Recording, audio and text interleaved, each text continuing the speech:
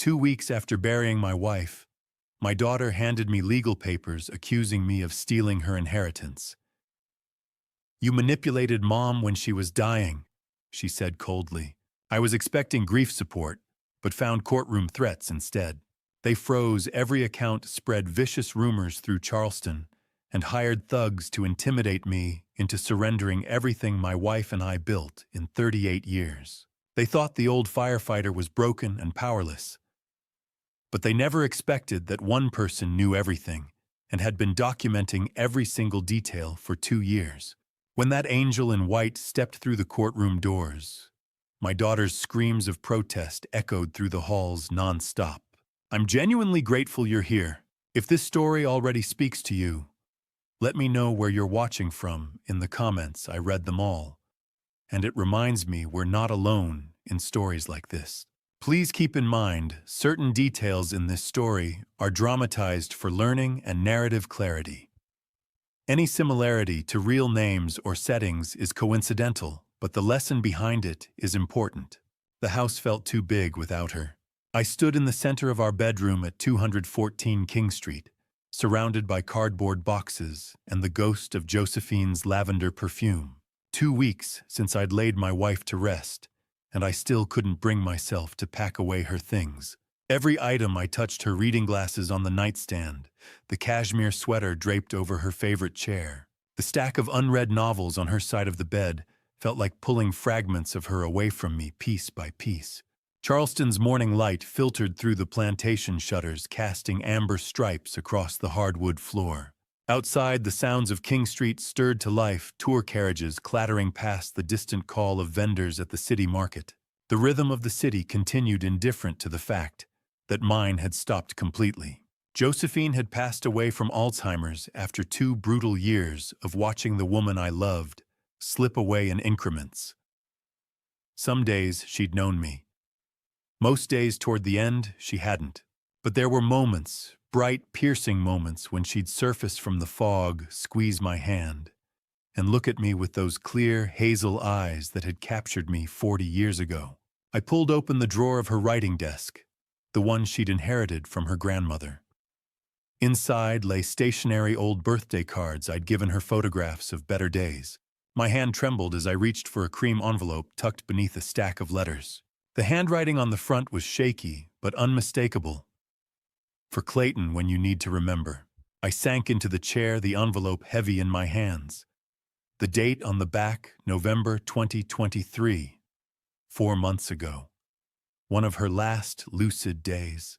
I broke the seal. "My dearest Clayton, if you're reading this, I'm gone. I don't know how much time I have left before the fog takes me for good, but I need to write this while I still can. I'm so sorry for what's coming. I'm sorry you'll have to face it alone. Don't let Lillian destroy what we built together. I know our daughter. I know what she's capable of when she wants something. She's been circling for months now, asking questions about the house, about our accounts, about my state of mind. She thinks I don't notice, but a mother always knows. The open book. This house, our life, we earned every bit of it. Protect it, my love. Not for the money. For us. For what we meant to each other. I wish I could be there to fight beside you, but you're stronger than you know. All my love, always, Josephine." The letter blurred in my vision. I pressed my palm against my eyes, my chest tight with a grief so raw it felt like drowning.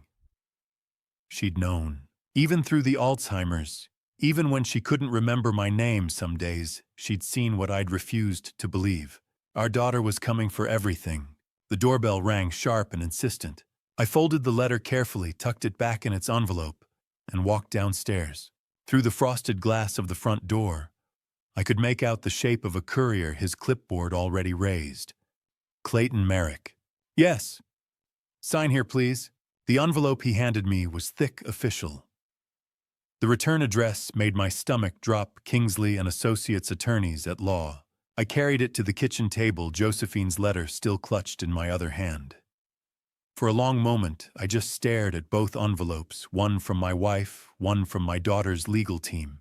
Then I opened the second one. Emergency petition for asset transfer. Lillian Merrick versus Clayton Merrick. The words jumped out at me in bold type.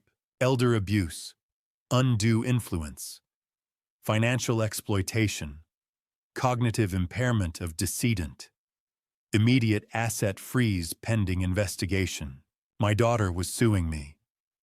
Not just suing, she was accusing me of manipulating her mother, of taking advantage of a sick woman, of stealing what should have been rightfully hers. I read through the petition twice, my hands shaking harder with each paragraph. According to the document, I'd isolated Josephine from her family. I'd coerced her into changing her estate plan. I'd enriched myself at her expense during her vulnerable state. Every word was a lie. Every word would need to be defended in court. I grabbed my phone and pulled up Lillian's contact. The call went straight to voicemail. Her voice, professional, clipped the same tone she used with clients at her corporate law firm. "Lillian, it's your father. I just got the papers. We need to talk. Please call me back." I tried again. Voicemail. Again, voicemail. She wasn't going to answer. She'd already made her choice. I set the phone down and looked at the petition again. The response deadline glared up at me from the bottom of the page: 48 hours to file an answer or risk default judgment. 2 days. I had 2 days to find a lawyer, to gather documentation, to build a defense against my own child.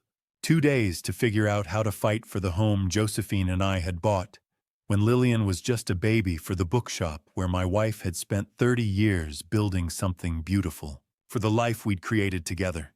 2 days, and I had no attorney, no strategy, no idea how to navigate the legal system that my daughter, a corporate lawyer with resources I couldn't begin to match, had just weaponized against me. I spread both letters on the table before me, Josephine's words of warning, Lillian's declaration of war.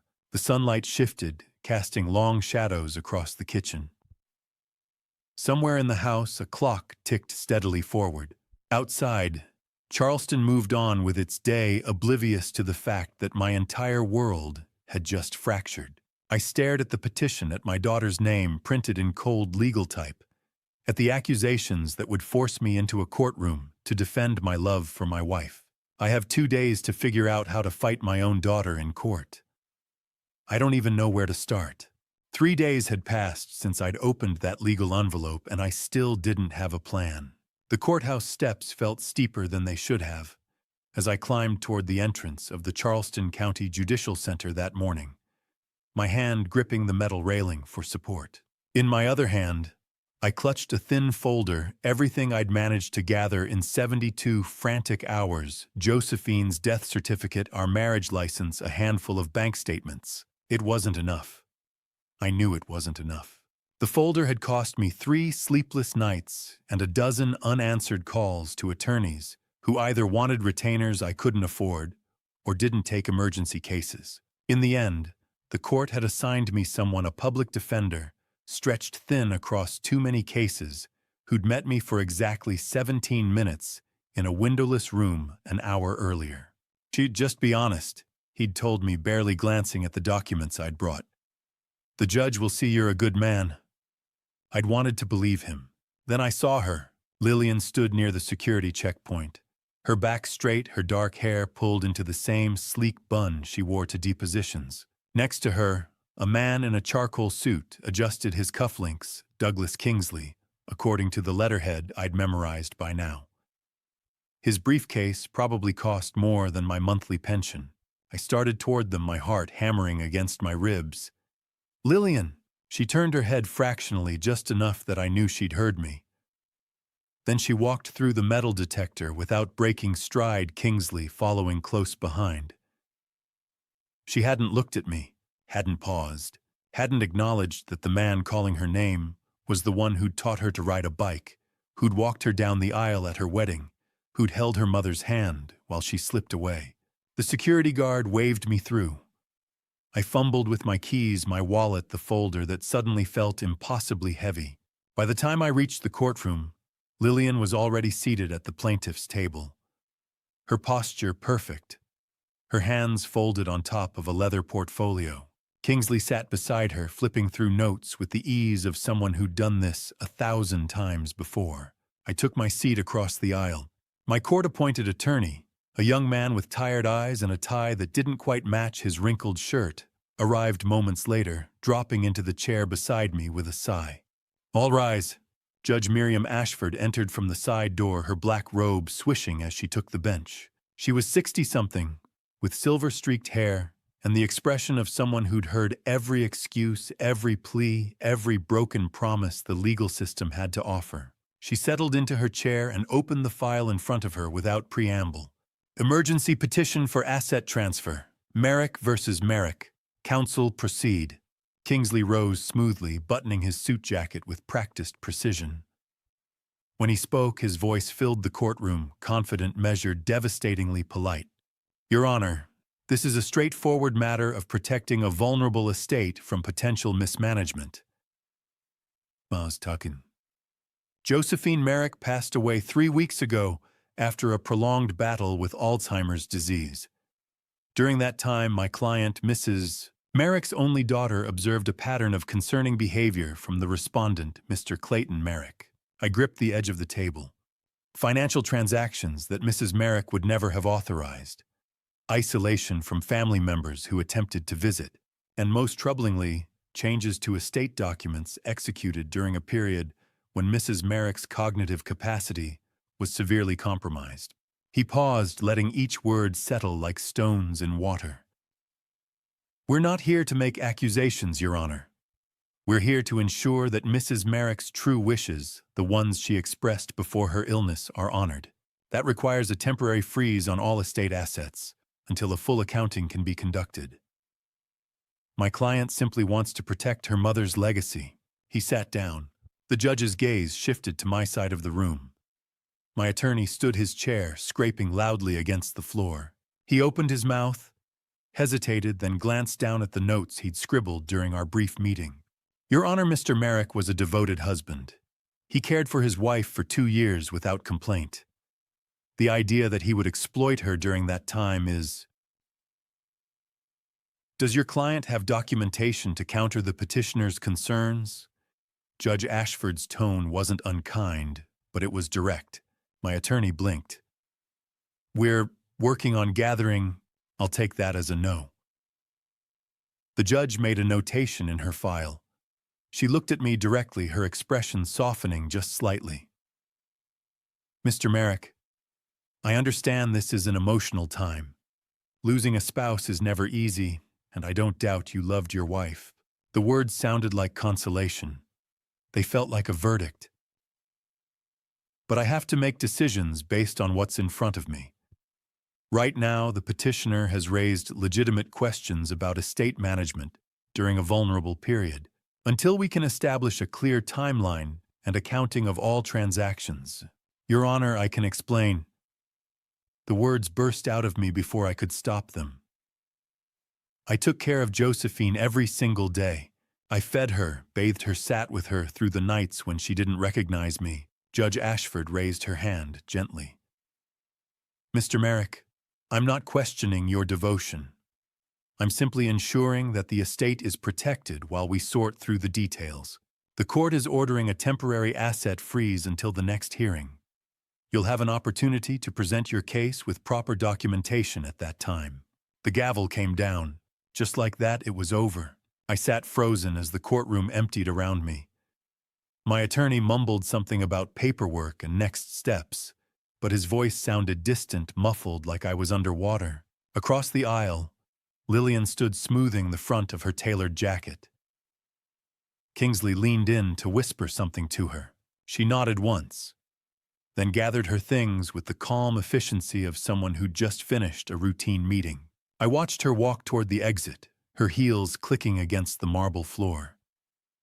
She didn't look back, didn't hesitate.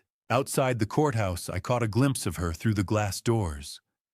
A black sedan waited at the curb, sleek, expensive, probably a town car Kingsley had arranged. The driver held the door open. Lillian slid into the back seat, her phone already pressed to her ear, her expression smooth and untroubled. The car pulled away from the curb, merging into Charleston's late-morning traffic. I stood on the courthouse steps, my folder of inadequate documents tucked under my arm, watching the sedan disappear around the corner. The way she climbed into that expensive car, like she'd just won something. Not like she'd just buried her mother. By Monday morning, 4 days after the hearing, it seemed like half of Charleston knew about the lawsuit. I arrived at Station 5 early that day, the way I always did when I taught the EMT certification course.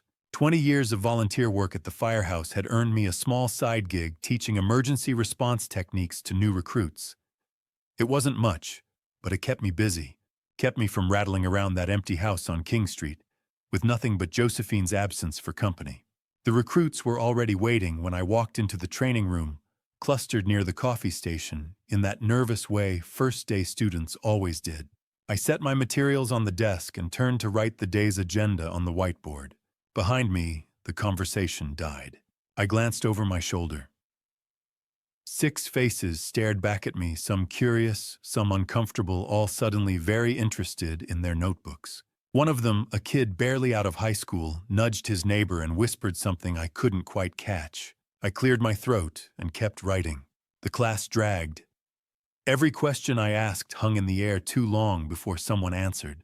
Every demonstration felt like I was performing for an audience that had already made up their minds about me. By the time I dismissed them, my jaw ached from keeping my expression neutral.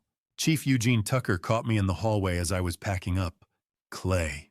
He pulled off his reading glasses the way he always did when he had something difficult to say. Got a minute? I followed him into his office, a cluttered space that smelled like old coffee and diesel fuel. Eugene had been my friend for 30 years, ever since I joined the volunteer corps fresh out of high school. He'd been the one to promote me to lieutenant, the one who'd let me cry in this very office the night Josephine's diagnosis came back. Now he couldn't quite meet my eyes. There's been some talk, he said, finally leaning against his desk. Around town, about the lawsuit. What kind of talk? Eugene shifted his weight. Just rumors, Clay. You know how this city is. People like to gossip. What are they saying, Eugene? He rubbed the back of his neck. Maybe you should take some time off from teaching, just until things settle down. For your own sake. My chest tightened. You're asking me to leave.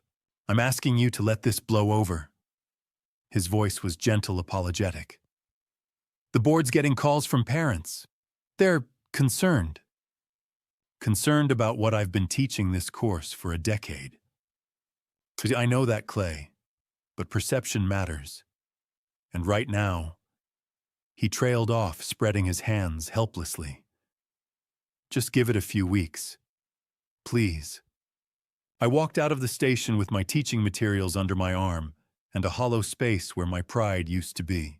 The next morning, I needed groceries. Mrs. Henderson was in the produce section when I walked into the Harris Teeter on East Bay Street. She'd been our neighbor for 15 years, the kind of woman who brought casseroles after funerals and watered your plants when you went on vacation. She'd been at Josephine's memorial service, tears streaming down her face as she hugged me and promised to check in. Now she saw me reaching for a bag of apples froze and suddenly remembered something urgent in the cereal aisle. I stood there with my hand on a Granny Smith watching her retreat. At the checkout counter, the teenage cashier glanced at my credit card, then up at my face. She leaned toward her coworker, a girl with purple hair and multiple piercings, and whispered something behind her hand. They both looked at me. The purple-haired girl's eyes went wide. I paid in cash instead. Sunday came and I went to Holy Trinity out of habit more than faith. The church had been Josephine's sanctuary. She'd volunteered in the nursery, helped organize the Easter egg hunt, played piano for the early service. After she got sick, the ladies' auxiliary had been relentless with their kindness meals delivered 3 times a week, offers to sit with her while I ran errands, prayers that felt like warm hands on my shoulders. I slipped into our usual pew halfway through the opening hymn. Behind me I heard Mrs. Caldwell and Mrs. Pierce, 2 women who'd brought chicken soup and sympathy cards just weeks ago, cut their conversation short mid-sentence. And heard it was gambling debts. No, I heard affair. Poor thing was so sick and he just... The words drifted forward in fragments, each one landing like a slap. I kept my eyes on the hymnal, my hands gripping the wooden pew until my knuckles went white. After the service, I didn't stay for coffee hour. Back home, I couldn't stand the silence. I pulled out my laptop, a machine I rarely used except to check email, and opened Facebook. Maybe I could find out where these stories were coming from. Maybe I could set the record straight. It took me 10 minutes to find the Charleston Community Group. 1,500 members. Posted 2 days ago. Does anyone know Clayton Merrick on King Street? Hearing some disturbing things about how he treated his wife during her illness? Sad when family takes advantage like that. 43 comments. Most of them from people I'd never met, repeating variations of the same rumors: gambling, infidelity, financial abuse. A few defended me, strangers, mostly saying we shouldn't judge without facts. But they were drowned out by the chorus of speculation. I scrolled down. Another post from a different anonymous account. Yeah, my friend is a nurse at MUSC. She said Josephine Merrick came in with bruises multiple times. Just saying. My vision blurred. I'd never laid a hand on Josephine. Not once. Not ever. The bruises had come from Alzheimer's, from falls, from the blood thinners her neurologist prescribed, from the cruel fragility that came with the disease. But who would believe me now? I refreshed the page. More comments appeared, each one adding another layer to a story that had nothing to do with the truth. Someone claimed they'd seen me at a casino in Myrtle Beach. Someone else said Josephine had confided in them about my controlling behavior. A third person, using a fake profile with no photo, said they'd heard I'd forged her signature on estate documents. None of it was true. All of it was spreading. I sat at the kitchen table, the glow of the laptop screen, casting shadows across Josephine's empty chair. Outside, Charleston carried on the carriage tours, the church bells, the tourists taking photos of rainbow-colored houses. Life moving forward while mine collapsed inward. I didn't understand where these stories were coming from, but someone wanted Charleston to turn its back on me. And it was working. A week after the emergency hearing, the utility company called. Mr. Merrick, this is Charleston Electric regarding your account at 214 King Street. Your service will be disconnected in 10 days without payment. I stared at the stack of bills on the kitchen table. Property tax notice on top, $8,400 due in 30 days. Water internet insurance beneath it. Each envelope a small crisis I couldn't solve. I'll take care of it, I told the woman, though I had no idea how. The next morning, I drove to Charleston First Bank on Broad Street, where Josephine and I had banked for 30 years. The teller's smile faded when I explained what I needed. I need to withdraw from our savings, enough to cover property taxes and utilities, she typed into her computer. Mr. Merrick, I'm so sorry. There's a court-ordered freeze on all accounts associated with your wife's estate. So what about my personal account? More typing. That one's accessible. Current balance is $12,463. 2 years of caregiving had drained nearly everything. I did the math: $8,400 for taxes, $600 for utilities, groceries, the mortgage payment coming due. The numbers didn't work. I drove down Meeting Street in a fog. A pawn shop sat wedged between a coffee house and an antique store, a place I'd passed 1,000 times without seeing. Now I pulled into the lot and sat in my truck for 5 minutes, trying to convince myself this wasn't happening. Inside, fluorescent lights hummed over rows of guitars and power tools. The man behind the counter looked up from his phone. Help you? I set down my grandfather's tool set in its wooden case. My college fishing gear. The watch Josephine had saved for months to buy me, engraved, 30 years still counting, Love, Joe. The man examined each item with practiced efficiency. I can do $800 for the lot. $800. For my grandfather's legacy, and 30 years compressed into a piece of metal that would sit in a display case until some stranger bought it. Okay. He counted out the cash while I signed paperwork, my hand shaking. When I walked out, the watch was still on the counter, catching the fluorescent light. That evening, Beverly Pierce knocked on my door. I hadn't heard from most of Josephine's friends since the rumors started, but Beverly stood on my porch with a casserole dish and worry on her face. "I saw your truck at the pawn shop," she said. "Clay, what's going on?" I let her in because refusing would take more energy than I had. We sat at the kitchen table. The court froze the estate accounts, I explained. "I'm trying to keep up with bills until the next hearing." Beverly pulled out her checkbook. "How much do you need?" Bev, no. Josephine was my best friend for 40 years. She would want me to help. "You're living on a teacher's pension. I can't take your money." "Then let me loan it to you." I wanted to accept. But the look in her eyes, pity mixed with something that might have been doubt, made my stomach turn. Even Beverly, who'd known us since Lillian was born, couldn't quite hide the question. Was there any truth to the rumors? "I appreciate it," I said carefully. "But I need to handle this myself." She left the casserole and a promise to check on me. After she was gone, I sat in the growing darkness, too tired to turn on the lights. That's when I noticed the envelope on the hall table, large, official-looking, from a company I didn't recognize, Charleston Medical Providers, LLC. Inside was a billing statement. Final notice. Overdue balance, $82,000. For medical equipment delivered during patient care, Josephine Merrick. I scanned the itemized list: hospital bed, $12,000, oxygen concentrator, $8,000, wheelchair lift, $15,000, specialized mattress, $6,500. The list covered 2 pages equipment I didn't remember ordering, delivered on dates that made no sense. Some delivery dates were from last year during Josephine's decline. But others, I checked the calendar by the refrigerator, were from after she'd passed away. June Hartley had coordinated all of Josephine's medical supplies through reputable Medicare-approved vendors. I'd never heard of Charleston Medical Providers, LLC. The letterhead looked professional, corporate logo, invoice numbers, delivery dates. At the bottom in bold, legal notice. Property line established against the estate of Josephine Merrick pending payment. Failure to resolve within 30 days will result in foreclosure proceedings. Beverly knocked again. She'd forgotten her keys and found me staring at the bill. "Clay." She read over my shoulder. "What is this?" "It says I owe $82,000 for medical equipment."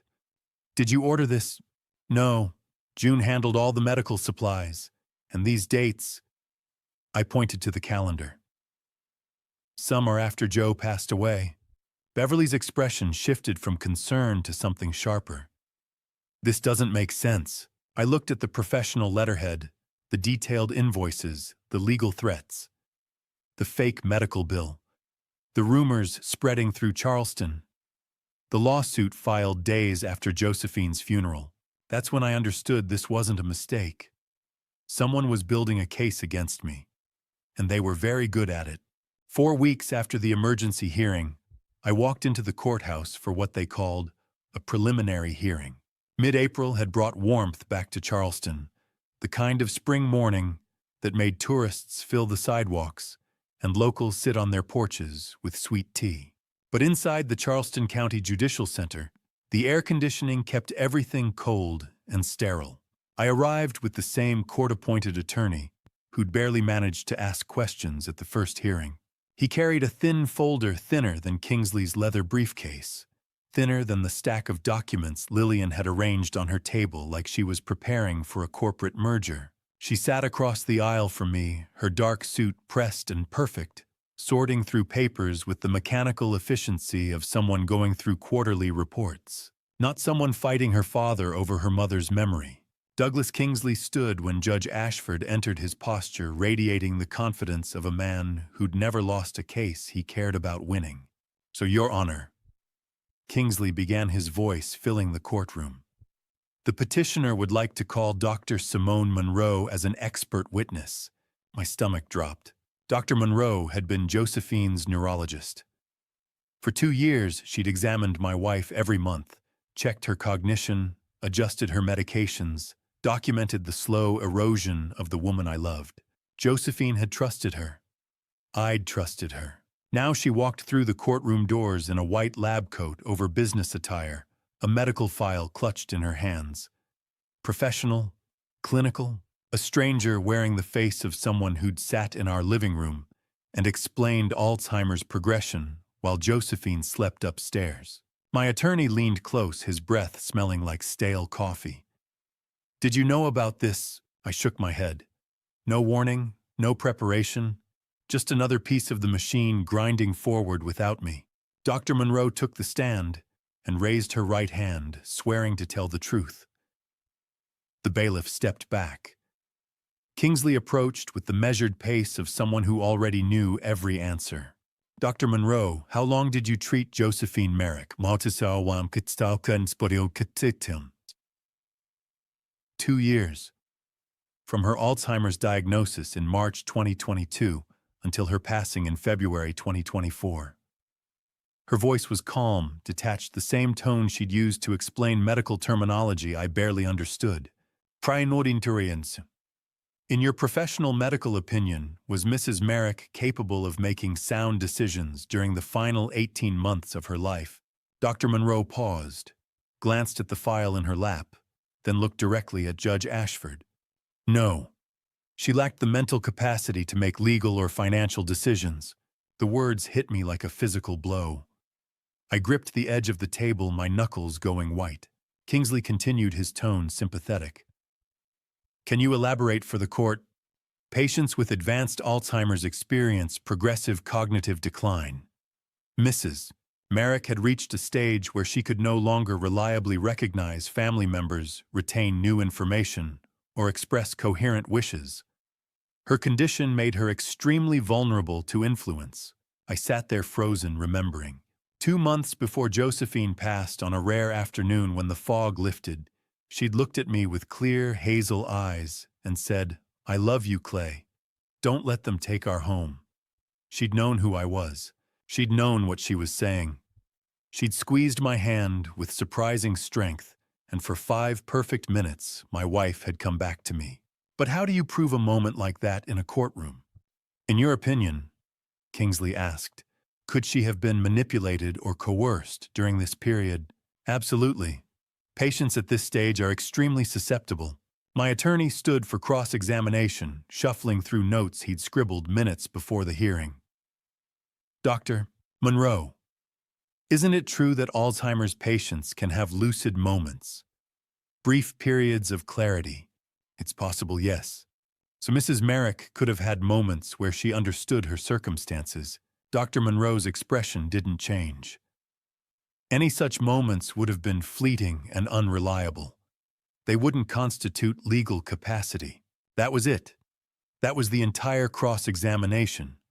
My attorney sat down clearly out of his depth against a medical expert with decades of credentials. Judge Ashford reviewed her notes, glanced at the thin file my attorney had presented, mostly just copies of our marriage license and Josephine's death certificate, then looked at me with something that might have been sympathy. Now, based on Dr. Monroe's expert testimony and in the absence of any written documentation of Mrs. Merrick's wishes during her illness, I find that any verbal statements she may have made are questionable. She made a notation. "Additionally, Mr. Merrick, I'm ordering a psychological evaluation. Not because I doubt your character, but because we need to ensure competency on both sides of this matter. A psychological evaluation. Like I was the one who couldn't be trusted.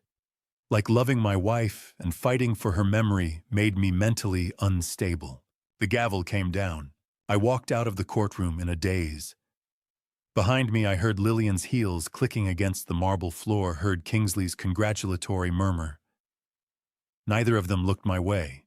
Outside, Charleston's spring sunshine felt wrong, too bright, too cheerful for a day when a doctor I'd trusted had just testified that my wife's final words to me were meaningless. I watched Dr. Monroe exit through the side door, climbing into a sleek sedan that cost more than I made in a year.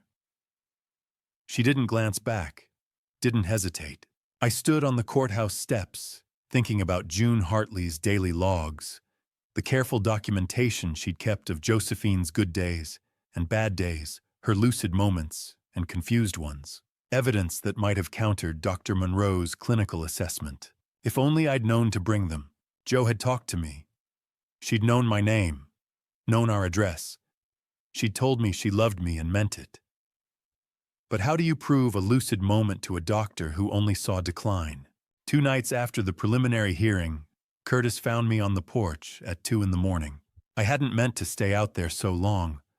I just needed air, needed to escape the empty rooms inside 214 King Street, where every corner reminded me of Josephine. The photo album sat open on my lap, our wedding day. Lillian's childhood vacations to Folly Beach when life felt simple. A glass of whiskey sat untouched on the porch railing, condensation pooling around its base. I'd been thinking about a day 6 months before Josephine passed. She'd been in her wheelchair by the window watching cardinals at the bird feeder. Then, without warning, she'd turned to me with those clear hazel eyes and said, "Promise me, Clay. Don't let Lillian destroy what we built. I'm leaving everything to you. It's in writing. Proper writing. Just promise me." I'd promised. I'd held her hand and sworn I'd fight for what we'd created together. Now that promise felt impossible. A tear dropped onto the wedding photo, blurring Josephine's smile. I wiped it away, quickly ashamed, even though no one was watching. "You're losing Jo," I whispered to the darkness. I don't know how to fight people with money and lawyers and lies. Headlights swept across the driveway. Curtis's pickup truck pulled in the engine, cutting off with a familiar rumble. He climbed out, still wearing his security uniform, must have driven straight from his shift at the port. "Clay." He took the porch steps 2 at a time. "You turned off the porch light." I got worried. "I'm fine, Curtis." He sat down in Josephine's old rocking chair, the one that creaked in the same spot it had for 20 years. We'd been friends for a quarter century. He knew when I was lying. "You're not fine, and that's okay. But we need to talk." I closed the photo album, suddenly exhausted. "About what?" "About the fact that you're thinking of giving up. I can see it on you." "What's the point?" The words came out harsher than I meant. "They have a doctor saying Jo wasn't competent. I just have memories. Courts don't run on memories. The courts run on evidence." Curtis leaned forward, his elbows on his knees. "And you need someone who knows how to find it. I already told you I can't afford. You need a real lawyer. Someone who knows how to fight. Someone who's not juggling 50 other cases." He pulled out his phone, scrolled through contacts. "I know somebody." I looked at him, at the detective's instinct still sharp in his eyes, even after 3 years of retirement. "Who?" "Malcolm Blackwell. Used to be a prosecutor. 15 years experience. Now he specializes in estate litigation. He's selective. Only takes cases he believes in." "Curtis, I appreciate it. But selective lawyers usually cost. He owes me a favor, a big one." Curtis was already dialing. "Let me call him." The next morning, I stood outside Malcolm Blackwell's office on Broad Street, 2nd floor, above a bookstore that smelled like old paper and coffee. The building was modest. No marble lobby, no receptionist behind a glass desk. Just a narrow staircase and a door with frosted glass. Malcolm Blackwell, attorney at law. Curtis knocked. A voice called, "Come in." Malcolm Blackwell sat behind a desk covered in organized chaos, legal pads, case files, a laptop surrounded by post-it notes. He was mid-40s, sharp-eyed behind reading glasses, dressed in a button-down shirt with the sleeves rolled up. Not the polished armor Kingsley wore. This was a man who worked. He stood when we entered, shook my hand firmly. "Mr. Merrick, Curtis told me about your situation." "Sit." We sat. Malcolm pulled out the transcript Curtis had somehow obtained from the preliminary hearing, I didn't ask how, and read through it with the intensity of someone who'd spent years prosecuting criminals. This is not good," he said finally. "They have expert medical testimony. You have no documentation. Your court-appointed attorney did what he could with nothing." My chest tightened. So you're saying I'm saying you need ammunition, and we need to find it fast. He closed the transcript, studied me over his glasses. Tell me everything. Start with how you cared for your wife. So I did. I told him about the daily routine, bathing Josephine when she couldn't do it herself, feeding her when she forgot how to use a spoon, reading to her on the days when she didn't know my name but would still hold my hand. I told him about the medications, the sleepless nights, the moments when I'd cry in the bathroom so she wouldn't see. Malcolm took notes, asked questions, never rushed me. Financial transactions, he asked. I have receipts, boxes of them. Every penny I spent on Joe's care. Her lucid moments, too, they happened. Unpredictable but real. She'd talk about our life together, give instructions, tell me she loved me. I know what Dr. Monroe said, but I was there. Joe knew what she was saying. Who else was there? Who witnessed these moments? I paused. June Hartley. She was there every day. Malcolm's expression shifted, something like interest, maybe hope.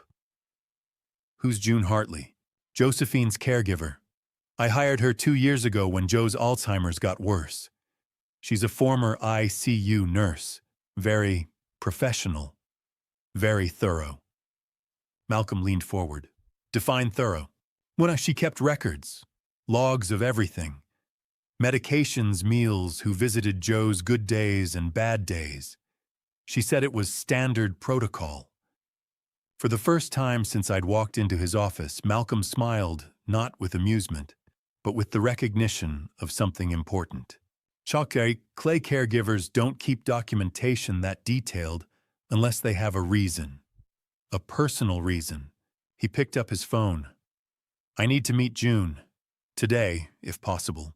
I gave him June's number, watched him dial, heard him introduce himself with the confidence of someone who'd spent 15 years in courtrooms. He scheduled a meeting for that afternoon.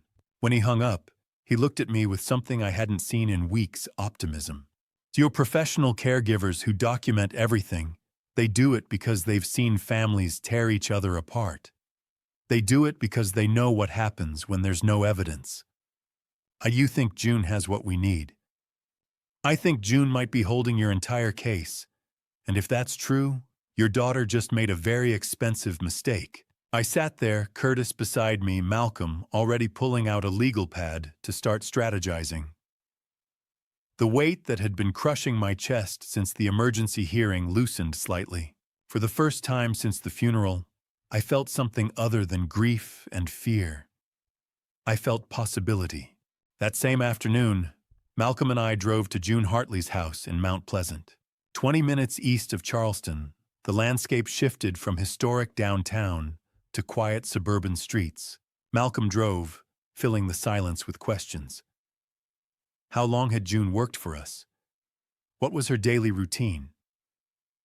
Had she ever expressed concerns about Lillian? I answered as best I could, but mostly I stared out the window, trying to manage the fragile hope in my chest. June's house sat on a corner lot, a single-story ranch with cream siding, a carefully maintained lawn, and wind chimes on the porch. Everything spoke of order and care. Malcolm studied it. Neat. Organized? Good sign. June opened the door before we reached the porch. 52 with kind eyes that carried weight, dressed casually but professionally. She'd been at Josephine's funeral but had kept her distance. I'd say, Mr. Merrick, Mr. Blackwell, come in. Inside her home reflected the same meticulous care she'd brought to Josephine's bedside. Through an open doorway, I could see a home office, filing cabinets labeled boxes, a desktop computer, corkboards with calendars. Malcolm noticed. Impressive system, Ms. Hartley. I've been a caregiver for 15 years. Organization isn't optional. She led us to the dining table where documents were already laid out. She'd known why we were coming. June presented her records with systematic precision. First, the daily care logs, leather-bound notebooks covering 2 full years, every single day documented. She opened one and read aloud. March 15th, 2023, Mrs. M. Lucid today, recognized daughter's name when asked, requested scrambled eggs for breakfast. Smiled at wedding photos, napped 2 to 4 p.m. Evening confusion, returned around 7. Next came medication schedules, spreadsheets with every dose, every time, pharmacy receipts attached. Then visitor logs. Malcolm leaned forward. How many times did Lillian visit? June flipped through pages. 4 times in 2 years. 4 visits. While I'd been there every single day. June continued financial records, tax forms, payment receipts. Equipment logs with legitimate vendors and receipts. Nothing from Charleston Medical Providers, LLC, which I'd never heard of until you mentioned it. Malcolm took notes, then set down his pen. Miss Hartley, this is extraordinary. But I have to ask why. Why this level of detail? June's expression shifted, something painful flickering across her features. My mother had Alzheimer's 10 years ago. I cared for her for 3 years. She folded her hands. My brother accused me of stealing from her, of manipulating her. I didn't have proof, no documentation, just my word against his. The court believed him. I lost everything, my inheritance, Mom's house, even jewelry she'd promised me. She looked at me. I made a promise that day I would never let that happen to another family. I would never stand in a courtroom without evidence again. Malcolm's voice softened. I'm sorry that happened. It made me better at my job. With every family, I document everything. It protects them. It protects me. It protects the truth. Do you have video evidence? Malcolm asked. June nodded. Mrs. Merrick consented to security cameras during a lucid period. She requested them. She opened her laptop and pulled up a folder from 8 months ago. The video showed our living room.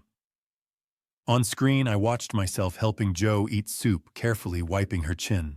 My voice gentle, reading from her favorite book, while she stared at me with confused but trusting eyes. I love you, Maggie, I heard myself say. Clay. Josephine's voice weak but present. I know you. I hadn't remembered the cameras were there. It was just our life. Tears blurred my vision. Malcolm watched with professional focus, but swallowed hard. And this is powerful, he said quietly. This is real care. June pulled up another file. I also have footage of Mrs. Merrick during lucid moments. She asked me to record when her mind was clear. I think she wanted proof that she knew what she wanted. Can you testify to all of this? Malcolm asked. Absolutely. That's why I kept it. My voice cracked. June, I didn't know you'd lost your mother that way. I'm so sorry. Mr. Merrick, you were devoted. I watched you every day for 2 years. What your daughter is doing is wrong, and I won't let her get away with it. Malcolm returned to the visitor logs. 4 visits in 2 years. Let's look at these dates. June pulled out the page. I read over Malcolm's shoulder. The first visit was a month after the diagnosis, lasted only 30 minutes. The second came 6 months later, 45 minutes. And according to June's notes, Lillian had asked about finances. The third was a year after that, just 20 minutes. The fourth happened 10 days before Jo died in the evening, 40 minutes. Malcolm tapped the last entry. Tell me about this final visit. June's expression hardened. Something happened. Mr. Merrick wasn't home. Miss Merrick tried to pressure her mother into signing something. Is that visit on camera? Yes. I need to see it. But first, these documents. Can you have them court-ready? June met his gaze without hesitation. Mr. Blackwell, I've had them court-ready since the day Mrs. Merrick passed away. I knew this was coming. I looked at Malcolm, then at June, feeling something shift. Malcolm's expression had changed, the careful neutrality giving way to something sharper. Whatever June was about to show us, it was going to matter. A lot. Leaving June's house that evening, I noticed the black SUV. It sat across the street from her driveway engine, off-tinted windows, dark against the fading twilight. Something about it made my stomach tighten. On that SUV, I said to Malcolm as we walked toward our cars. Has it been there the whole time? Malcolm followed my gaze. I don't know. Why? I've seen it before. Outside my house last week. I thought I was being paranoid. Malcolm's expression shifted, grew serious. Maybe you're not. We got into our separate vehicles. I pulled out of June's driveway, watching my rearview mirror. The SUV's headlights flicked on. It pulled away from the curb, maintaining distance but following. My heart rate picked up. This was real, not imagination. I tested it, turned down a side street that wasn't on my normal route home. The SUV followed. I pulled into a gas station, pretended to check my tire pressure. The SUV drove slowly past, then parked at the far end of the lot. I got back in my truck, took a different route home. Eventually, I lost sight of the SUV, or it let me go. Over the next 3 days, it appeared everywhere. Day 1. Outside 214 King Street in the morning, when I drove to the grocery store. I came out with bags of food, and there it was, idling 2 houses down. Day 2. Station 5's parking lot while I taught the EMT class. I spotted it through the training room window tucked in the corner near the exit. Day 3. Charleston First Bank's lot when I tried again to access funds. The SUV sat 3 rows back, same tinted windows, same stillness. I called the police non-emergency line. There's a vehicle that's been following me.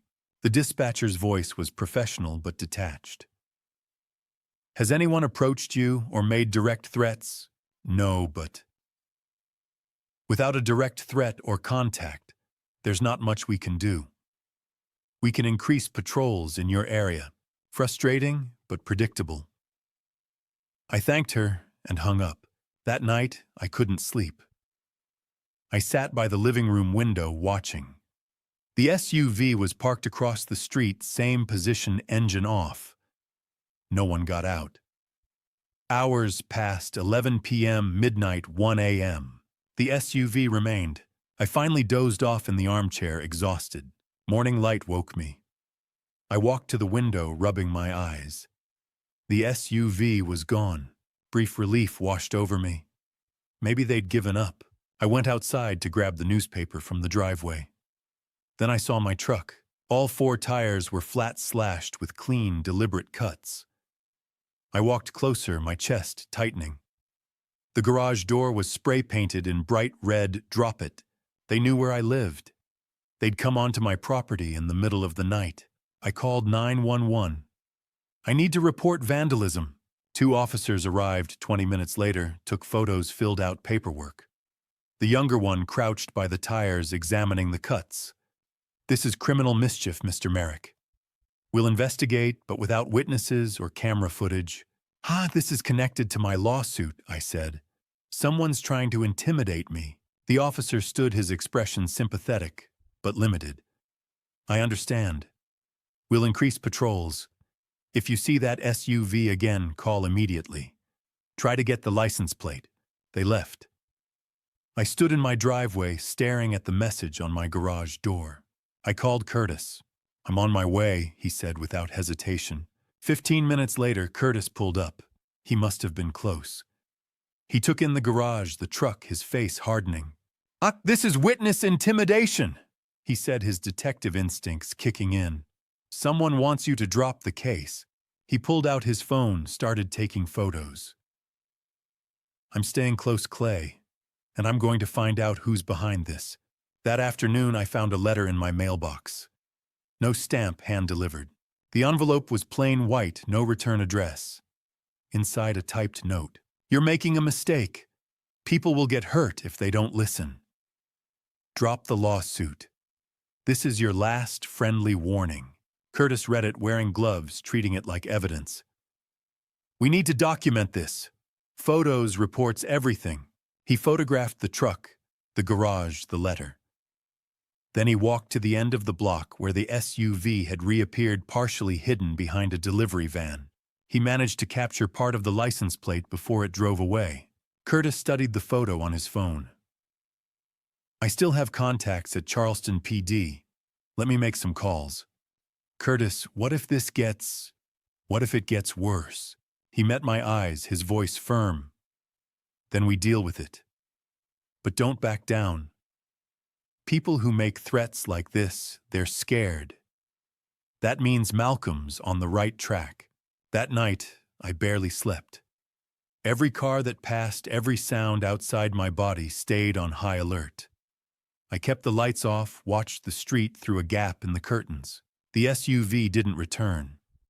But the message on my garage door remained stark and threatening in the streetlight's glow. They wanted me afraid, and it was working. 6 a.m. The next morning, my phone rang. "Curtis, I found it. You need to see this now." I drove to his house near Hampton Park, a tidy one-story that bore the marks of a bachelor who kept everything in its place. Curtis sat at his dining table with his laptop, 2 mugs of coffee already poured. He looked like he'd been up all night. "Sit down," he said, sliding 1 mug toward me. I ran that partial plate through. Let's call them unofficial channels. Unofficial. I still have friends at Charleston PD. They owe me favors. He turned the laptop screen toward me. Vehicle registration information filled the display. The SUV's registered to Enterprise Rentals corporate account. Payment method credit card ending in... He scrolled down. I traced that card. It belongs to Sinclair Capital Management. What's Sinclair Capital Management? Curtis opened a company website, sleek design, professional photos, sparse details. Private investment firm, small operation, run by one person. He pointed to a headshot, a man in his mid-40s, expensive suit, confident smile. Lucien Sinclair. I studied the photo. Something about his expression, the way he looked at the camera like he owned whatever room he was in, made my stomach turn. "Who is he?" "Your daughter's fiancé." The words hit me like cold water. "Lillian's engaged." She never told me. Not even at the funeral. They've been together 2 years according to social media. He proposed last year. Curtis opened more screens, public profiles, court documents. "Lucian's in trouble, Clay. Big trouble. Look at this." He pulled up civil suits. Lawsuits from investors. His company lost $3 million in a failed deal. He's being sued by 4 different investors. More documents appeared. Bank records show liens against his business assets. Defaulted loans. This man is drowning financially. I processed the information slowly. So he needs money. Not just needs, desperately. Curtis opened another file. "Remember the fake creditor Charleston Medical Providers, LLC? The $82,000 bill for equipment I never ordered. Look at the business registration." He turned the screen again. Registration date 3 weeks before Josephine passed away. Business address. I leaned closer, reading the line Curtis was pointing to. The same building as Sinclair Capital Management. Same floor. He created that company. I said the pieces clicking together. Not just created. Look at the incorporation documents. Curtis pulled up another screen. Lucien Sinclair is listed as the registered agent. That's fraud. Calculated fraud. He set this up before Joe died. We sat in silence for a moment, the weight of it settling over us. "We need to take this to Malcolm," Curtis said. An hour later, we sat in Malcolm's office. He'd agreed to meet on a Saturday morning, which told me he understood the urgency. He reviewed everything Curtis had found, taking detailed notes. "Curtis, how did you access some of this information?" Curtis chose his words carefully. "Through legal public record searches and some connections. I can't use illegally obtained evidence in court." "I know, but you can use it to know where to search legally." Malcolm's expression shifted, something like approval. "Smart." He spread the documents across his desk, organizing them into categories. "This changes everything. Lucien isn't just Lillian's fiancé, he's the architect. She wants your estate, he needs it. Together they built a conspiracy." Malcolm pulled out a legal pad, started drafting. "I'm filing a motion to dismiss the fake creditor's lien. I'll include the corporate records, those are public. The registration timeline looks suspicious. The business address links directly to Lucien. And the fact that no equipment was actually delivered can be proven through June's logs. I'll file this Monday morning, and I'm sending a copy to the district attorney's office. The DAY. Malcolm set down his pen. Because this isn't just a civil dispute anymore, Clay. What we're looking at is fraud, possibly conspiracy to commit fraud. That's criminal. He looked at Curtis. Keep digging. Carefully? Legally? Curtis nodded. What about the threats? I asked. The vandalism, the letters, that's witness intimidation, also criminal. Malcolm turned to Curtis. Can you connect that SUV directly to Lucien? I'm working on it. We left Malcolm's office as the morning sun climbed higher over Charleston. Curtis walked beside me to the parking lot, both of us quiet. At my truck, Curtis turned to me. They're making mistakes now. Desperate people always do. I wanted to believe him, wanted to feel the confidence I heard in his voice. But desperate people also became dangerous. 3 days after Curtis identified the SUV, Malcolm called me to his office. My investigator found this, he said, holding up a thick stack of printed screenshots. I sat across from his desk while he spread the documents out like evidence at a crime scene. Remember those rumors, the social media posts? Malcolm tapped the papers. They weren't organic. He showed me printouts of Facebook posts, each one time-stamped and annotated. My investigator traced the IP addresses, different accounts, but they all originated from a single source initially, then spread through networks. The posts had appeared first in Charleston Community Group, Holy Trinity Church, Parish Charleston Firefighters Network. Places where I had roots. Places where my reputation mattered. Very professional work, Malcolm said. Targeted specifically at your communities.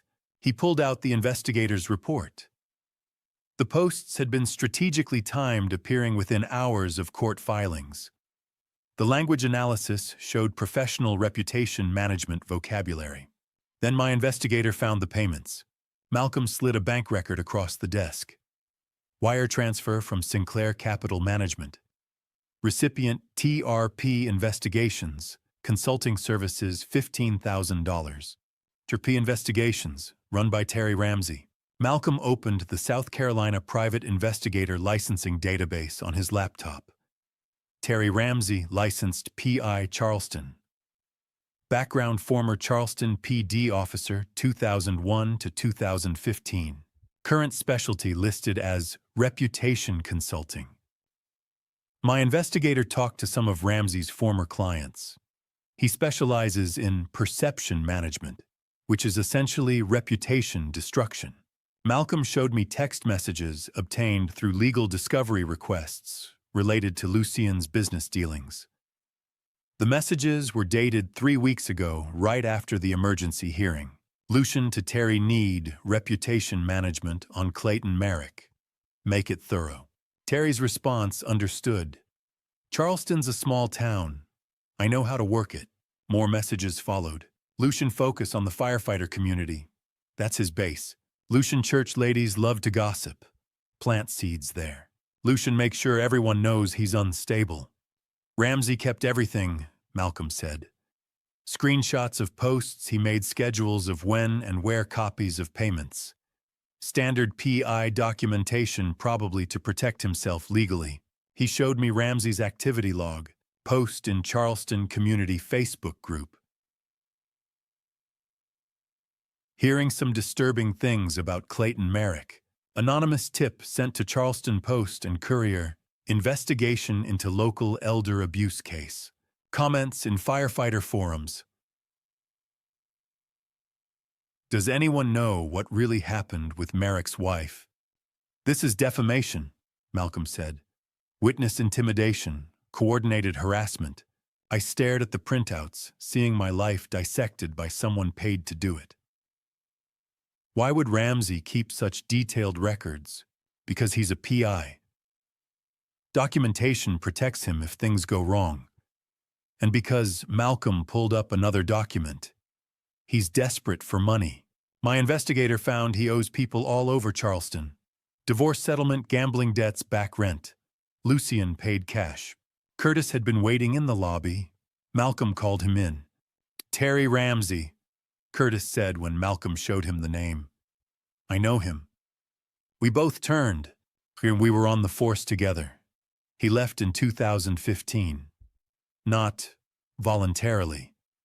He took money from a defendant's family to lose evidence. Got caught. Curtis's expression hardened. Terry's not a bad person. He's just financially cornered. He'll do anything for money, including this. Curtis, can you talk to him? Malcolm asked. Curtis thought about it. Maybe, if I approach it right. Terry might flip if he thinks Lucian's going down anyway. Malcolm gathered the documents. I'm filing a supplemental brief showing coordinated defamation campaign. It proves motive and means. It shows Lucian actively working to destroy your credibility while trying to steal your estate. Will that help? It builds our case. Not just for civil court, for criminal prosecution. Curtis stood. I'll reach out to Terry, carefully. See if he's ready to cooperate. Malcolm looked at both of us.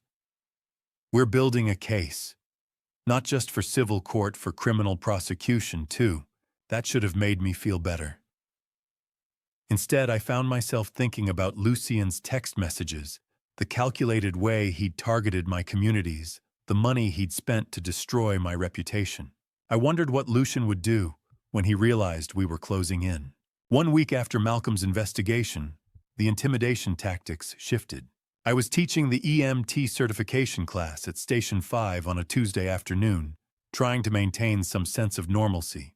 12 students sat in rows of folding chairs, aspiring firefighters and civilians working toward their emergency medical technician licenses. I stood at the whiteboard explaining proper chest compression depth for CPR when the door opened mid-sentence. A man walked in.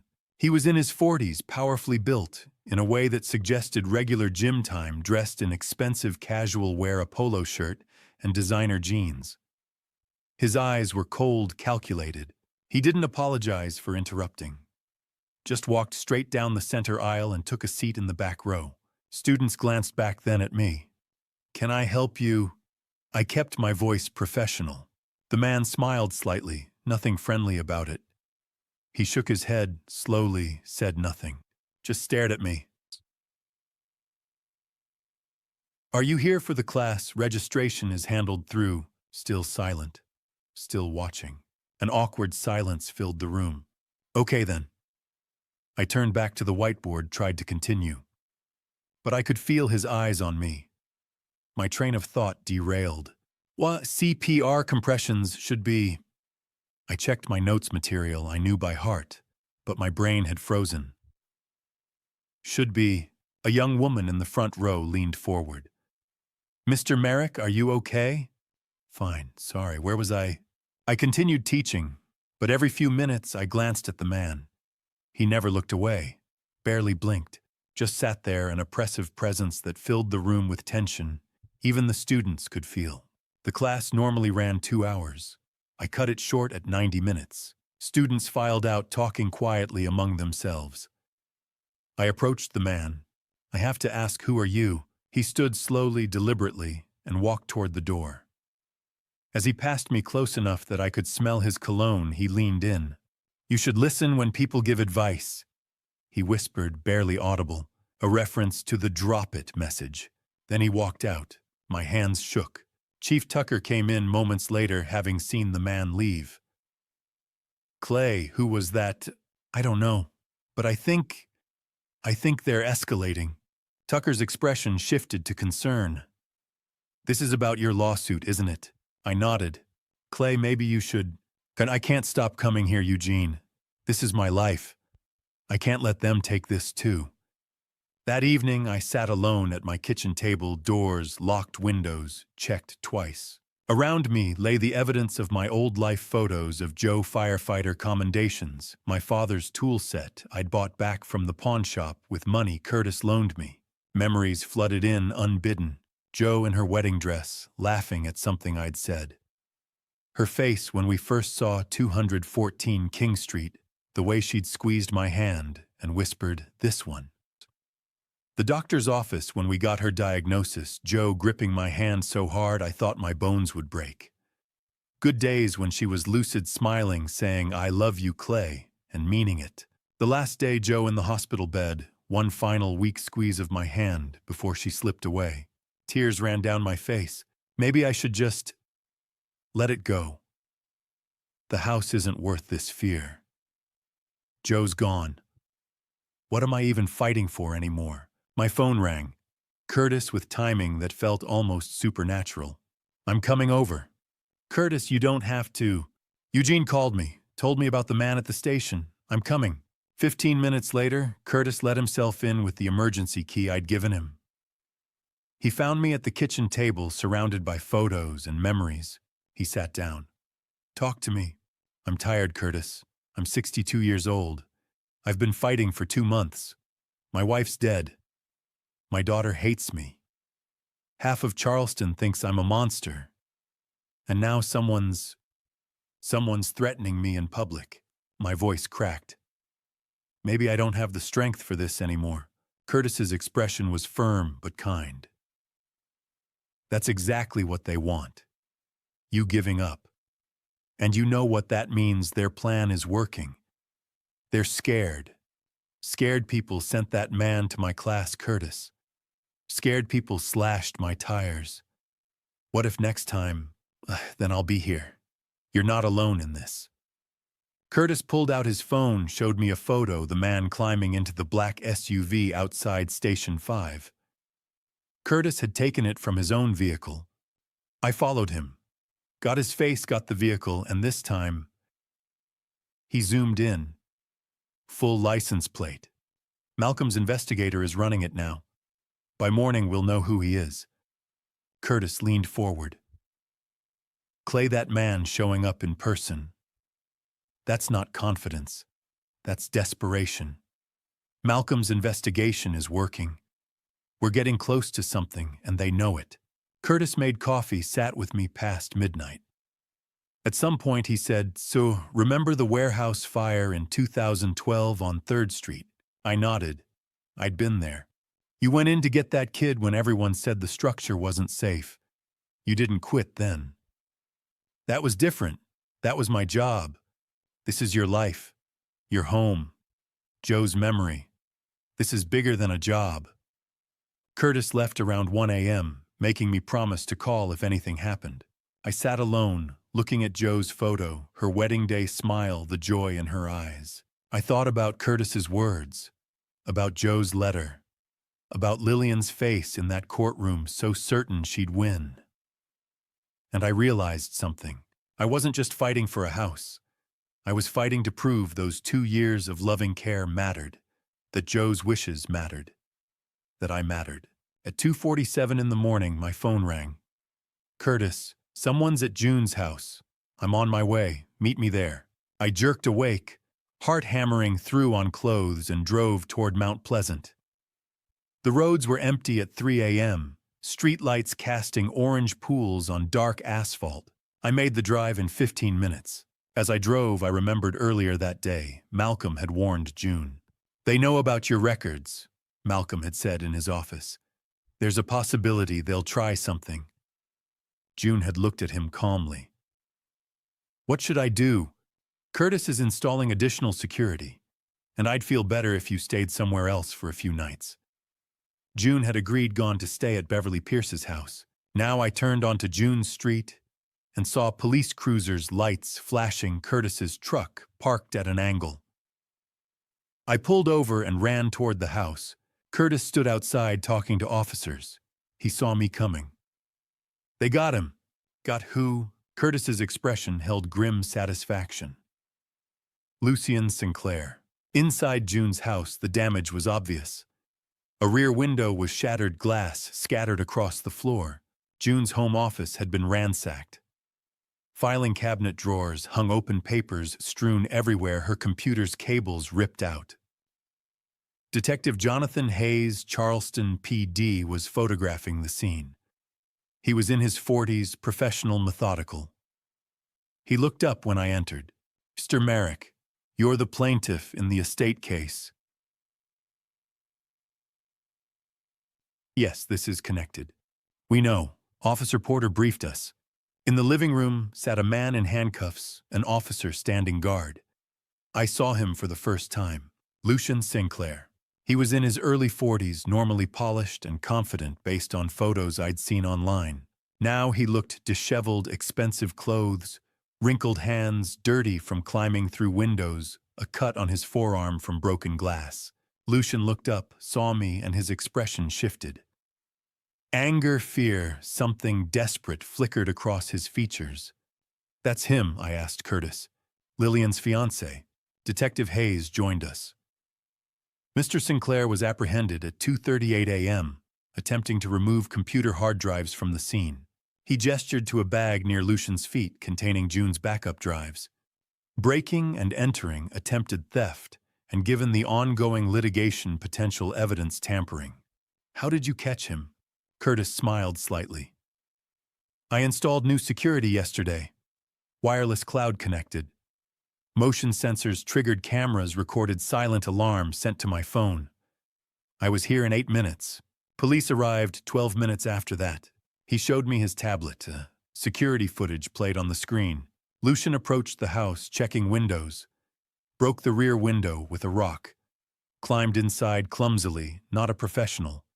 Went straight to the home office. Searched frantically, clearly knowing what he wanted. Unplugged hard drives, stuffed them in a bag. Then Curtis entered through the front door. He had a key and shouted, "Charleston PD is on the way. Stay where you are." Lucian froze, caught completely. Mr. Sinclair." Detective Hayes said, "Do you have anything to say?" Lucian's legal instincts kicked in despite his situation. "I want my attorney." "That's your right. But you were recorded on camera inside someone else's home holding their property." Hayes turned to Curtis. "Officer Porter, you said Ms. Hartley is staying elsewhere." "Correct. I'll contact her. She'll need to give a statement." "Mr. Sinclair, please stand up." An officer helped Lucian to his feet and led him toward the door. As he passed me, Lucian stopped. "This isn't over," he whispered, vicious. I met his eyes, surprising myself with my calmness. "Yes, it is. It's over." They took him to the patrol car. Detective Hayes approached me. "Mr. Merrick, we'll need your statement too. And contact information for Mr. Blackwell, the district attorney, will want to coordinate." I gave him Malcolm's information. Mr. Sinclair's phone was seized during arrest. With permission or a search warrant, that phone could illuminate quite a bit. Curtis and I watched the patrol car drive away, red and blue lights fading into the pre-dawn darkness. The sun was starting to rise, painting the sky pale orange. Curtis checked his phone. "Malcolm just texted. He's on his way." "Curtis, how did you know to watch June's house?" I didn't know for sure. But I know how desperate people think. They're running out of moves. June's evidence is the biggest threat to them. It was logical. "Thank you for being paranoid." Curtis smiled. 25 years as a cop. Paranoia kept me alive. Malcolm arrived 15 minutes later, looking like he'd dressed while driving. He spoke with Detective Hayes, got the details, then joined Curtis and me. "The DA is going to want this case. Badly. Breaking and entering evidence, tampering in an active lawsuit. Lucian's looking at felony charges. And his phone," Malcolm continued. "Curtis, tell me there's a way to..." Didn't already asked. "Hayes is getting a search warrant. With circumstances like this, a judge will sign it this morning." Malcolm looked at me. "This changes everything. Lucian's arrest gives us leverage.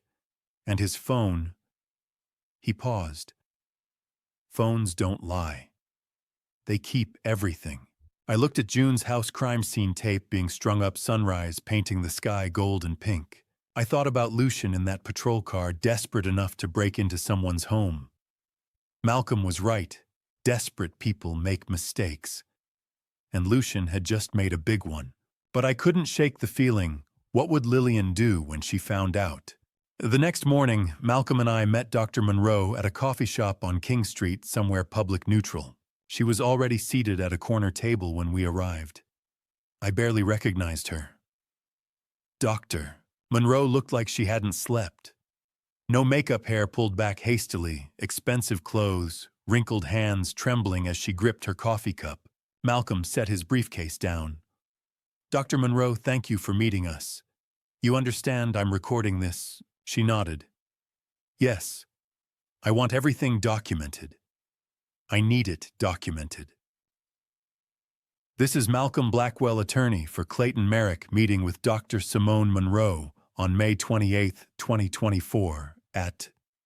He continued with the full legal recording preamble. I sat across from the woman who'd destroyed my case, feeling conflicted, angry, but also seeing the desperation in her eyes. I couldn't stay silent. Why did you lie about my wife? Dr. Monroe's face crumpled. Tears started falling. I'm so sorry. I was drowning. She took a shaky breath. I'm $200,000 in debt. Student loans from medical school, divorce settlement, alimony. I have 2 kids in college. I was working 18-hour days and still falling behind. Malcolm leaned forward. When did Lillian Merrick approach you? 3 weeks before the preliminary hearing. She came to my office for a private consultation. Dr. Monroe described the meeting Lillian professional calm, making it sound like a business arrangement. She offered $50,000 upfront, $50,000 after successful testimony, plus a long-term consulting contract with her firm. Dr. Monroe's voice dropped. All I had to do was testify that Josephine Merrick was completely incapacitated during the final 18 months of her life, that any wishes she expressed were medically meaningless. Did you believe that was medically accurate? Malcolm asked. Dr. Monroe shook her head. No. Josephine had moderate to advanced Alzheimer's, yes, but she had lucid periods, sometimes days, sometimes just hours, but real moments of clarity where she could understand, communicate, and make decisions. She looked directly at me. I falsified my testimony. I committed perjury. I made your memories of your wife look like delusions. I'm truly sorry. My throat tightened.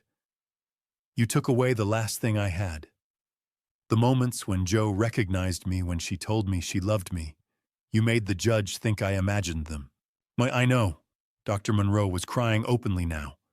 I betrayed my oath, betrayed her memory, betrayed you. Malcolm's voice turned cold, clinical. Why are you coming forward now? Dr. Monroe pulled out her phone, showed Malcolm an email. Malcolm read it aloud for me. Email from Lillian to Douglas Kingsley, dated May 20th. Contingency plan. If Monroe's testimony gets challenged, accuse her of falsifying medical records to help Clayton. Position us as victims in her fraud. We paid her for legitimate consulting, but she went rogue. Legal liability falls on her. Dr. Monroe's voice hardened through her tears. I was never going to get that second $50,000. She planned to destroy me the moment I became a liability. I was disposable to her. She used me, planned to eliminate me, and never thought twice. What are you providing us? Malcolm asked. Dr. Monroe slid a large envelope across the table. Everything. Wire transfer records with bank statements. Screenshots of text exchanges with Lillian. Josephine Merrick's original unaltered medical records showing documentation of lucid periods. A typed signed confession. Agreement to testify truthfully. Malcolm reviewed the documents carefully. This is comprehensive. Why go this far? Dr. Monroe looked at me. Because you were right, Mr. Merrick. I took away the last precious thing you had. Your memories of your wife. I can't give them back. But I can confirm they were real. She opened the medical file, pointed to specific entries. Josephine Merrick had lucid periods. I documented them. I read the clinical notes through tears. March 12, 2023. Patient lucid, oriented to person and place, engaged in conversation about family, expressed clear wishes regarding care. April 8, 2023. Alert and oriented, recognized husband by name, discussed preferences for end-of-life care. September 21st, 2023. Lucid episode lasting approximately 6 hours. Patient communicated, clearly laughed at shared memories. She knew who you were, Mr. Merrick. She loved you. And in those clear moments, she was fully capable of expressing her wishes. The clinical documentation proof that Joe's love was real, that our conversations mattered. Dr. Monroe, Malcolm said, you understand that by doing this, you're facing medical board review, potential license suspension, and possible criminal charges for perjury. Yes. And you're willing to testify to all of this in court under oath, accurately this time. Yes, I'll testify to everything. What Lillian paid me, what she told me to say, and what the truth actually was. Dr. Monroe's voice steadied. I can't undo what I did, but I can stop it from succeeding. Malcolm stood. I'll need to coordinate with the district attorney's office. Your cooperation will be noted. I don't care about leniency. I care about being able to look at myself in the mirror. We left the coffee shop, walked to Malcolm's car. Clay, Dr. Monroe just handed us everything. The bribery is proven. The perjury is admitted. Her original records vindicate your memories. With her testimony, Lillian's case collapses. How soon can we get to court? I'll file for an emergency hearing. With criminal charges against Lucien and the investigation into Lillian, the judge will grant it. I looked up at the sky, late May in Charleston, nearly summer. 2 weeks. I can endure 2 more weeks. 3 weeks after Dr. Monroe's confession, I walked into Charleston County Courthouse for the final hearing. The press was calling it the estate case of the year. The morning was warm, mid-June humidity settling over Charleston like a blanket. Outside the courthouse, camera crews clustered near the entrance, reporters checking microphones, photographers positioning themselves for the shot. A reporter called out as I approached. Mr. Merrick, any comment on your daughter's arrest? I kept walking, Malcolm beside me. No comment. Beverly Pierce met me at the entrance, squeezed my hand. Half of Charleston is here, Clay. They want to see justice done. Inside, the courtroom was packed. Every seat filled, people standing along the back wall. I recognized faces: Chief Tucker from Station 5, colleagues from my EMT classes, members from Holy Trinity Church, neighbors from King Street. Lillian sat at the defendant's table with Douglas Kingsley arranging documents. She wore an expensive navy suit, her posture composed, but I noticed her knuckles white as she gripped her pen. She stared straight ahead, wouldn't look at me. We hadn't spoken since before the funeral. Lucian's chair sat empty. He was in jail awaiting his separate criminal trial. When all rise, Judge Miriam Ashford entered, her black robe swishing as she took the bench. Everyone stood. Please be seated. We're here for the final hearing in the matter of the estate of Josephine Merrick. Mr. Kingsley, your opening statement. Douglas Kingsley stood less confident than at the emergency hearing. He knew what evidence was coming.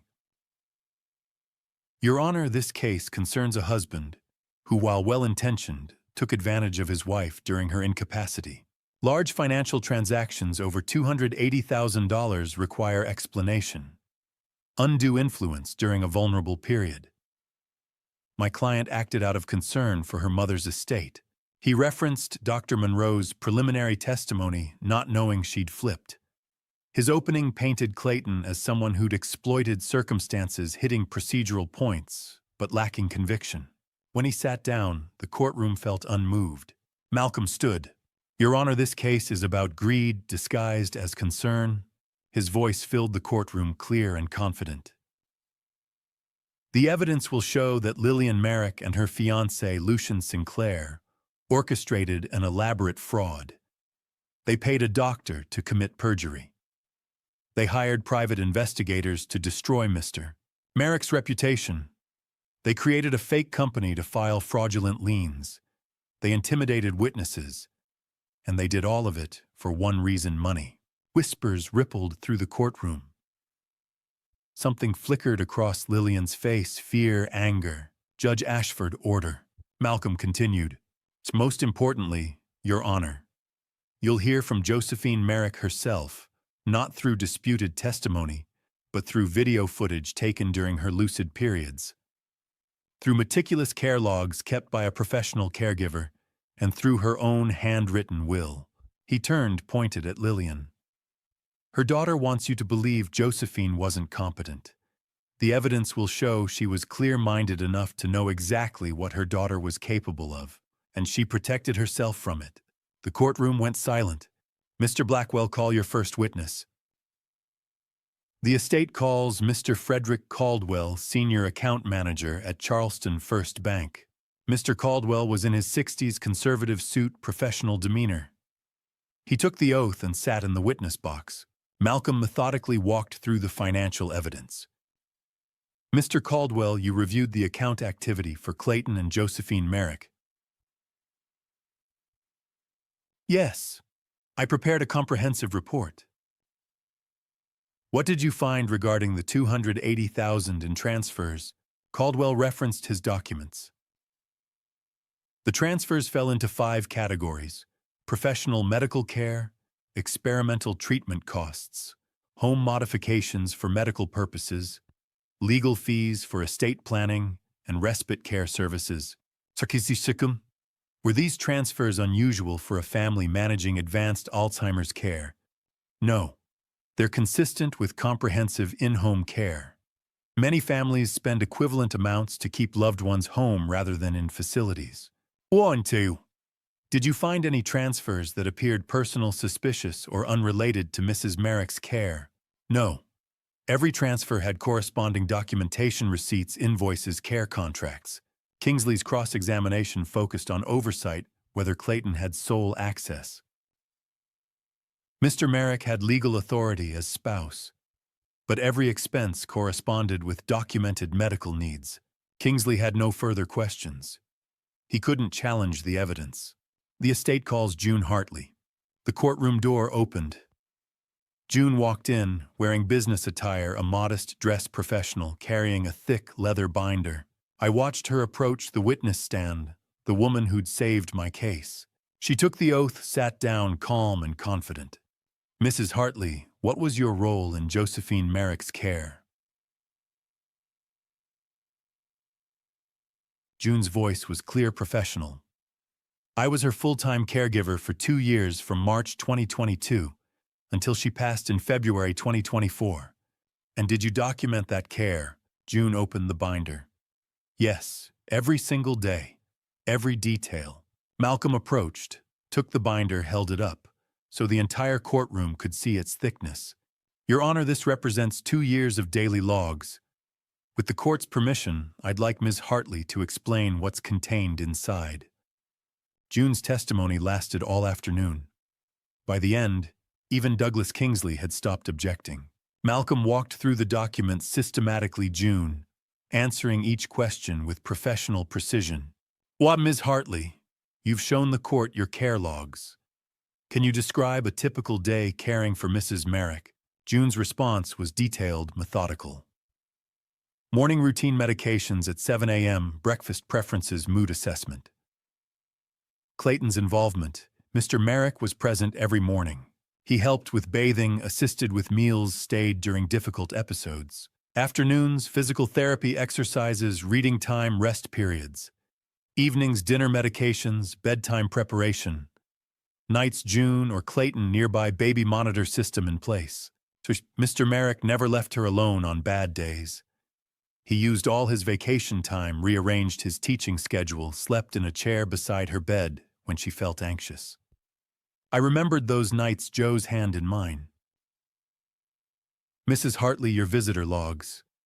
How many times did Lillian Merrick visit her mother? June consulted the log. She already knew the answer. 4 times over 2 years. An audible reaction rippled through the courtroom. Gasps, whispers. Judge Ashford, order please. 4 times in 24 months. Correct. Can you describe those visits? June referenced her notes, dates, times, durations. Visit 1, April 2022. 30 minutes, awkward, abrupt departure. Visit 2, October 2022. 45 minutes asked about financial accounts seemed uncomfortable with mother's condition. Visit 3 August 2023. 20 minutes brief check-in work, phone call interrupted. Visit 4 February 2024, 10 days before Josephine died. 40 minutes evening, Mr. Merrick not home. Let's discuss that fourth visit. What happened? June's expression hardened. Ms. Merrick arrived around 7 p.m. Mrs. Merrick was in her wheelchair in the living room, weak but alert. Ms. Merrick approached with papers. Kingsley stood. Objection, Your Honor. Hearsay. Miss Hartley witnessed events. She can testify to what she observed. Objection overruled.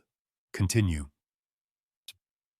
Ms. Merrick tried to pressure her mother into signing documents. Mrs. Merrick was confused, kept asking for Clayton. Ms. Merrick became frustrated. Her voice got louder. Mrs. Merrick started crying. I clenched my jaw. Joe's final days had been hard enough without this. Did you document this? Yes, in my log, and it was captured on security camera. Your Honor, I'd like to play video evidence. Proceed. The lights dimmed. A screen was wheeled into the center of the courtroom. Malcolm played footage chronologically. Clip 1. Clayton's Care 3-minute compilation. Clayton helping Joe eat patient and gentle, wiping her chin. Clayton reading to her from her favorite book. She didn't respond, but he continued. Clayton holding her hand, singing softly an old song from their wedding. Joe confused but comforted. Clayton, I'm here, Maggie. Always here. The courtroom went silent. Several people were crying. I had tears on my face. I'd forgotten cameras captured these private moments. Beverly in the gallery wiped her eyes. Clip 2. Lillian's visit. February 14th, 2024. Lillian entered, kissed Joe's cheek perfunctorily. Pulled a chair close, removed papers from her bag. Mom, we need to talk about paperwork. Joe, weak and confused. Papers. Yes. This will make things easier later. Just sign here. I don't... Where's Clayton? Lillian's voice rose, frustration bleeding through. Mom, I'm trying to help sign it. Joe recoiled, crying. No. I want Clayton. Lillian stood angry. You're being difficult. I'm trying to protect your estate. Joe through tears. You never come. You never. Lillian grabbed the papers, stormed out.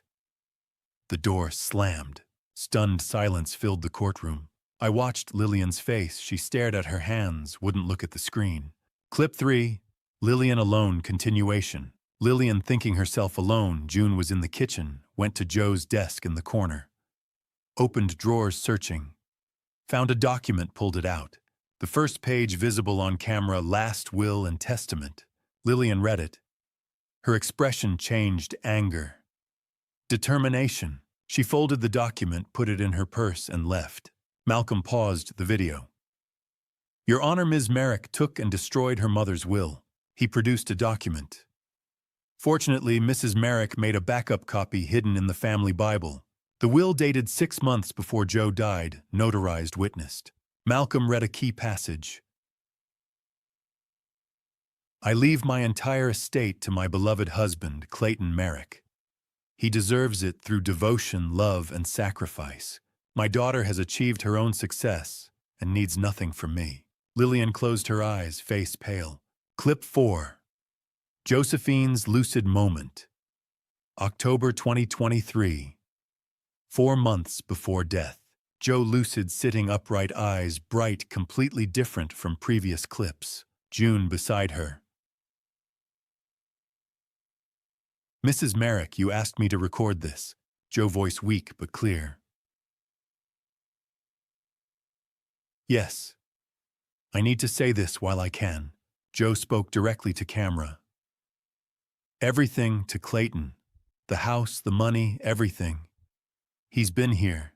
Every day. Through all of it. Tears in her eyes. Lillian. My daughter. She only calls when she needs something. She doesn't love me. She loves what I have. Clayton is my heart, my life. He deserves every bit of this. Don't let Lillian take it. To June, you'll remember, you'll tell them. June in the video. I promise Mrs. Merrick. I'll remember. The video ended. Complete silence. Many people crying. Judge Ashford removed her glasses, wiped her eyes. I was overwhelmed hearing Joe's voice again, her words. Lillian sat motionless, face buried in her hands, shoulders trembling slightly. Judge Ashford's voice was thick. Mr. Kingsley, were you aware any of this existed? Kingsley stood visibly shaken. No, Your Honor. I wasn't informed about security footage or lucid moment recordings. He looked at Lillian, the look of a lawyer realizing his client had lied to him. Malcolm, Your Honor, I have one more witness. She wasn't on the original witness list, but she contacted me requesting to testify. To who? Dr. Simone Monroe. Lillian's head snapped up, eyes wide. I saw fear. Kingsley stood quickly. Objection. Dr. Monroe testified at the preliminary hearing for the plaintiff. The judge raised her hand, cutting him off mid-sentence. Dr. Simone Monroe stepped through the courtroom doors. She wore a crisp white blouse beneath a dark blazer, carried a leather portfolio, and walked with the measured stride of someone who'd made a difficult decision and intended to see it through. Her eyes found mine briefly as she approached the witness stand, and I saw something I hadn't expected: regret mixed with determination. Judge Ashford gestured to the bailiff. Please swear in the witness? Monroe raised her right hand, her voice steady as she took the oath. I noticed her fingers weren't shaking, though they gripped the portfolio tightly enough that her knuckles had gone white. Malcolm stood buttoning his jacket. Dr. Monroe, you testified at the preliminary hearing in this case approximately 7 weeks ago, is that correct? Yes.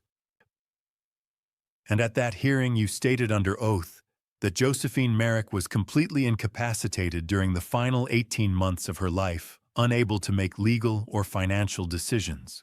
Do you stand by that testimony? The courtroom went absolutely silent. Even the court reporter's fingers stilled above the keys. Monroe's shoulders rose and fell with a deep breath. No, that testimony was not truthful. A murmur rippled through the gallery. Judge Ashford's gavel came down once, sharp and decisive. Order! Kingsley shot to his feet. Your Honor, I object. On what grounds, counselor? The judge's tone carried an edge I hadn't heard before. This witness is... I wasn't informed that Dr. Monroe would be recanting her previous testimony. The defense hasn't had adequate time to... Mr. Kingsley, sit down. Judge Ashford leaned forward. Dr. Monroe has been sworn. She will testify. You'll have your opportunity to cross-examine. Continue, Mr. Blackwell. Malcolm approached the witness stand, holding a manila folder. Dr. Monroe, why did you provide false testimony at the preliminary hearing? She opened her portfolio with deliberate care, removing a stack of documents. I was offered $50,000, $25,000 before the hearing, $25,000 after, to testify that Mrs. Merrick lacked capacity throughout the period in question. And who made this offer? Lillian Merrick. I heard a sharp intake of breath behind me. Lillian's chair scraped against the floor as she leaned toward Kingsley, whispering urgently. Malcolm accepted the documents Monroe handed him, holding up the first page for the judge to see. Your Honor, these are bank statements showing 2 wire transfers from an account registered to Lillian Merrick to Dr. Monroe's personal account. March 12th and April 18th, 2024. $25,000 each. Judge Ashford examined the statements through her reading glasses. Admitted into evidence. Continue. Dr. Monroe, can you explain why you agreed to provide false testimony on Mindsters? Her voice remained steady, but I heard the weight behind it. I'm 52 years old. I've been divorced for 3 years. I owe approximately $200,000 in student loans and legal fees from the divorce. I have 2 children in college. The financial pressure was... she paused, choosing her words carefully. It felt insurmountable. When Ms. Merrick approached me with her offer, I convinced myself that what I was saying wasn't entirely false, that I was simply emphasizing certain aspects of Mrs. Merrick's condition. But that wasn't accurate, was it? No. Monroe pulled more documents from her portfolio. These are my original clinical notes from treating Josephine Merrick. They show a patient with Alzheimer's disease, yes, but one who experienced periods of lucidity, sometimes lasting hours, occasionally a full day. During these periods, she was oriented to person, place, and time. She could articulate her wishes clearly. She recognized family members and could make reasoned decisions. Malcolm took the notes, flipping through several pages. These notes contradict your testimony at the preliminary hearing. Completely. And Ms. Merrick instructed you to misrepresent your clinical findings. Yes. She told me the estate was large, approximately $3.2 million, and that she deserved it because her father had... Monroe stopped, glancing toward Lillian. She said he'd never been there for her mother, that he didn't deserve anything he'd been given. I felt Beverly's hand find mine beneath the table, squeezing gently. Malcolm returned to his table, exchanging the medical notes for another folder. Dr. Monroe, did you have any communication with Miss Merrick after the preliminary hearing? Yes. Multiple emails and text messages. And what was the nature of these communications? Monroe's professional composure cracked slightly. She was concerned about the investigation into Lucien Sinclair. She suggested that if questions arose about my testimony, I should claim I'd been coerced, that Mr. Sinclair had threatened me, not her. She said she would deny any involvement, and that I'd be left to face perjury charges alone. Your Honor, I have those emails and text messages here. Malcolm held up printed copies. Dr. Monroe forwarded them to our office 3 days ago. They show a clear pattern of Ms. Merrick attempting to distance herself from the witness, tampering while simultaneously maintaining control. Judge Ashford accepted the documents, reading through them with an expression that grew increasingly stern. When she finished, she removed her glasses and looked directly at Lillian. Bailiff. The uniformed officer moved toward the defendant's table. Lillian's face had gone pale, her eyes darting between Kingsley and the approaching bailiff. Your Honor.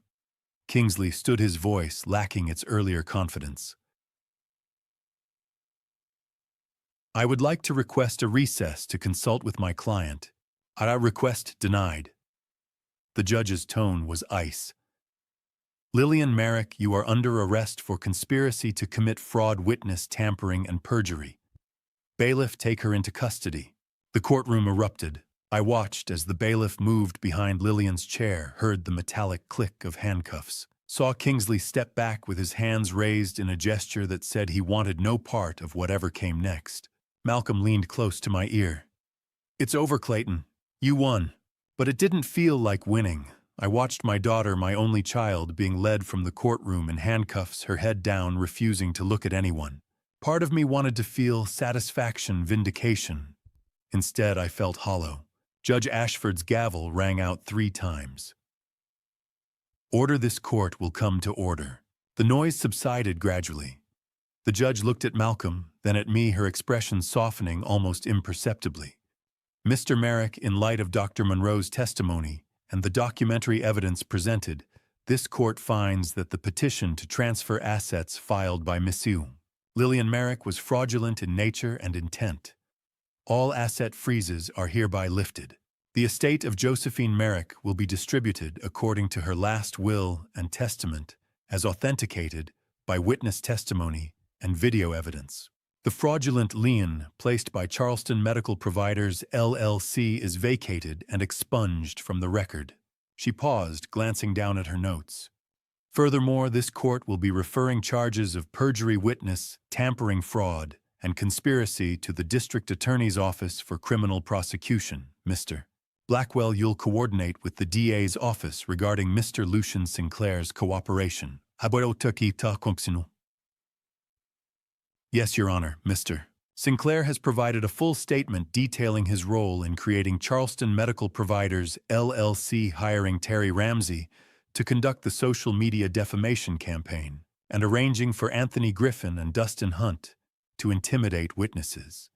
He's confirmed that Ms. Merrick was aware of and approved these actions with the shared goal of obtaining the $3.2 million estate to pay his business debts and divide the remainder. The judge made a note. Very well. This court is adjourned. The gavel came down one final time. For a moment, I couldn't move. 2 years of caring for Joe. 2 months of grief.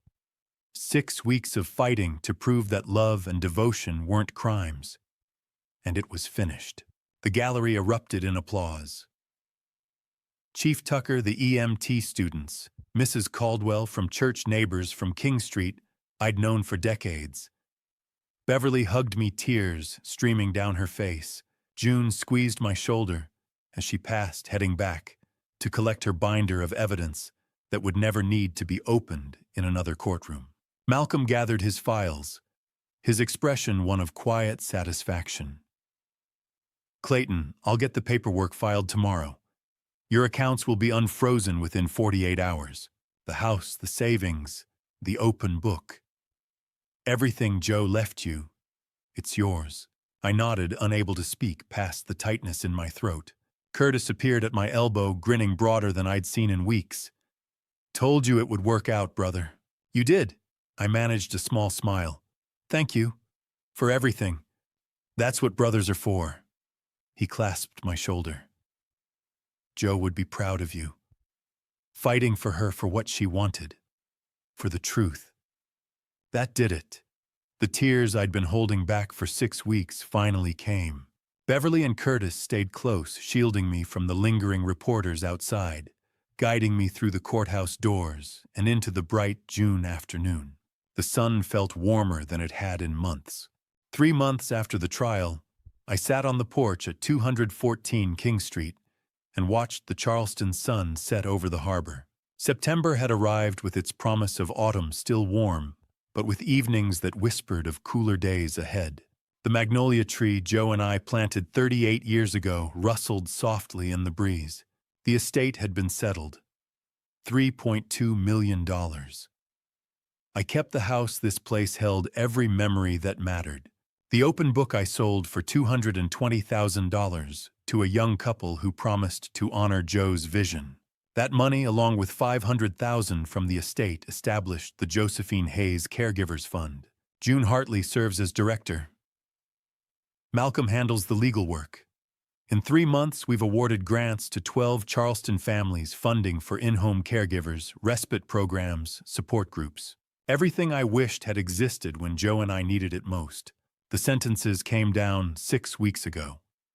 Lillian received 3 years in federal prison for bribery conspiracy to commit fraud and witness intimidation. Lucian got 5 years reduced from 8 for cooperating.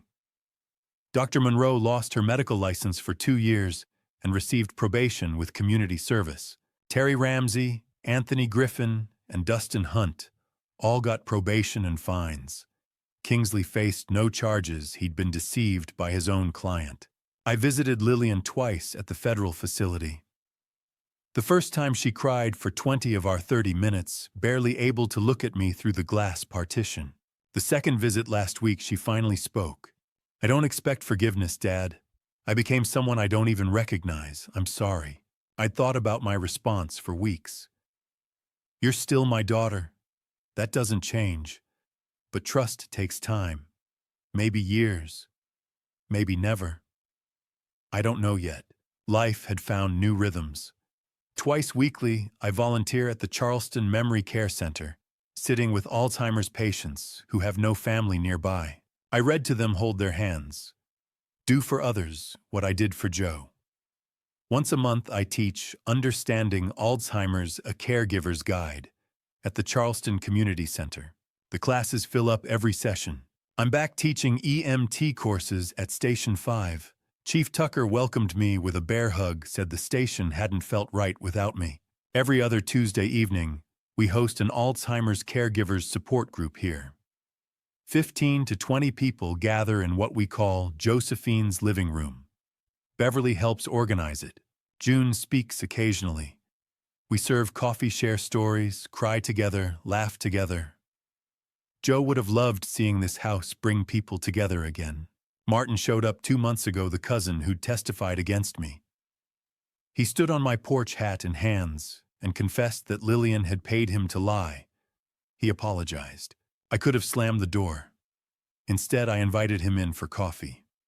Everyone makes mistakes. What matters is what you do after. He volunteers at fund events now, trying to make things right. Then there's Mrs. Thompson, a woman I met through the support group. Her husband was just diagnosed with early-stage Alzheimer's at 65. She came to the first meeting terrified, barely able to speak. I recognized that terror. I'd felt it when Joe's doctor first said those words. I mentor them now. Visit every couple weeks, share what I learned. Love doesn't forget, even when memory does, I told her last week. You'll find moments of grace even on the hardest days. Beverly arrived at 6 with homemade lasagna. She does this twice a week, refuses to let me eat alone too often. We sat on the porch talking about the fund, about Joe, about healing. You've done something beautiful with Joe's legacy, Beverly said. She'd be so proud. I hope so. Some days I still talk to her. Tell her about the families we're helping. That's not crazy, that's love. Curtis stopped by around 7, fresh off his security shift. He grabbed a beer from my fridge, the privilege of 30 years of friendship, and joined us. We sat together as the sky turned from gold to purple to deep blue. You could have chosen bitterness, Curtis said quietly. But you chose purpose instead. Bitterness wouldn't honor her memory. By 9, they'd both headed home. I walked through the house slowly, room by room. The living room where Joe's wheelchair used to sit. The kitchen where we'd eaten breakfast for 38 years. The bedroom where I'd held her hand through that final night. Joe's portrait hung in the hallway, my favorite photograph taken when she was 50. She was laughing, her whole face lit up with joy. I stopped in front of it as I did most nights. Her letter still sat on the hall table. Don't let Lillian destroy what we built. I didn't let that happen, Joe, I said softly. And I built something more besides. People ask me if the fight was worth it, if I'd do it all again. I tell them yes. Some promises are worth keeping no matter the cost. Joe left me more than a house or money. She left me a mission: love fiercely, fight for what's right, forgive when possible, and build something meaningful. Lillian is serving her sentence. I visit because she's still my daughter, not because I've forgotten what she did, but because I choose to remember who she might still become. Maybe that's naive. Maybe it's hope. Dr. Monroe is rebuilding her practice and her conscience. She chose truth when it mattered most. Lucien will face his consequences. Some people burn their bridges beyond repair. As for me, I'm not defined by what I lost or who betrayed me. I'm defined by what I did with what remained. The security footage saved my case. June's records vindicated my care. Malcolm's strategy won in court. But it was Joe's love that carried me through all of it. In the end, that's what matters most. Not the money, not the house, the love, and that no one can take away. I stepped onto the porch one last time before bed. Joe's chair sat empty beside mine, where she'd spent countless evenings watching this same view. The wind chimes she loved tinkled softly. Peace settled over me. Not blazing happiness, but something deeper. Contentment. Purpose found in pain. Legacy honored. Home preserved. The lights inside glowed warm against the darkness. I sat down, looked at the empty chair, and smiled. "Good night, Joe," I whispered. "We did good, didn't we?" The wind chimes answered with their gentle song. And to you listening to this family story, remember this: God gave me strength when I had nothing left. When the legal papers arrived, when the accusations piled up, when my own daughter turned against me, God was there. In the darkest moments of this dad revenge journey, when I wanted to give up, I prayed. And he answered not always in the ways I expected, but always in the ways I needed. This family story taught me that documentation saves lives. If June hadn't kept those meticulous records, if we hadn't installed those cameras, if Malcolm hadn't fought with evidence instead of just emotion, I would have lost everything Joe and I built together. My dad revenge wasn't about anger. It was about protecting the truth. But here's what I want you to understand. Don't be like me. Don't wait until crisis strikes to document your caregiving journey. Don't assume family will always act with integrity. Don't ignore warning signs because you want to believe the best in people. I nearly lost everything because I trusted blindly. God teaches us to be wise as serpents and gentle as doves. I was gentle, yes, but I wasn't wise enough soon enough. I should have protected Joe's wishes legally from the beginning. I should have recognized Lillian's distance as a red flag. I should have asked more questions. This family story isn't just mine. It's a warning and a roadmap. If you're caring for someone with Alzheimer's, if you're navigating estate planning, if you see family members circling like vultures around a loved one's assets, act now. Document everything. Install cameras. Keep receipts. Get legal counsel. Don't wait for your own dad revenge moment to realize that love without protection is vulnerability. If this family story moved, you helped you, or taught you something valuable, please leave a comment below sharing your thoughts. Hit that subscribe button and turn on notifications, because the stories we share here matter, and your support helps us reach families who desperately need to hear them. Share this video with someone who needs to understand the importance of protecting their loved ones legally and emotionally. Thank you for staying with me until the end.